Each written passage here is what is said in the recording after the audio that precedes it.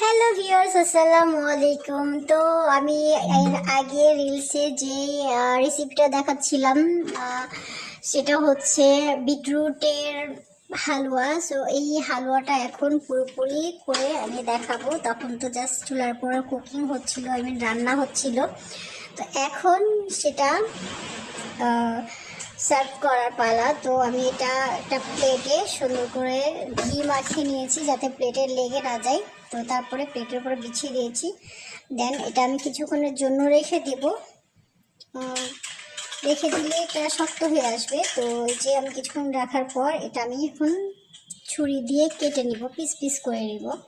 তো আমি piece piece কেটে নিয়েছি, দেখতে পাচ্ছ কালারটা কেমন এসেছে, যেহেতু বিটরুট অনেকটা লাল। যাই হোক, আমার কাটা হয়ে গেছে। তো আমি এখন পিস পিস করে কেটে নিয়েছি। আর দেখতেও অসাধারণ লাগছে, আর খেতে খুব খুব খুব টেস্টি। আমি ভেবেছিলাম হয়তো বা মজা হবে না, মাশাল্লাহ খুব মজা হয়েছে আর খুবই ভালো লেগেছে। তো যতটুকু আশা করেছিলাম তার দ্বিগুণ ফল পেয়েছি, আলহামদুলিল্লাহ। নেক্সটে আবার বানাবো।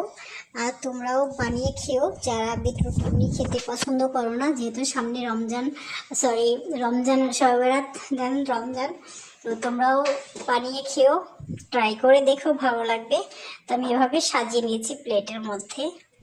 তো কেমন লাগছে অবশ্যই আমাকে কমেন্ট করে জানাবা। আর যারা খেতে চাও আমার বাসায় চলে আসবা। আসসালাম।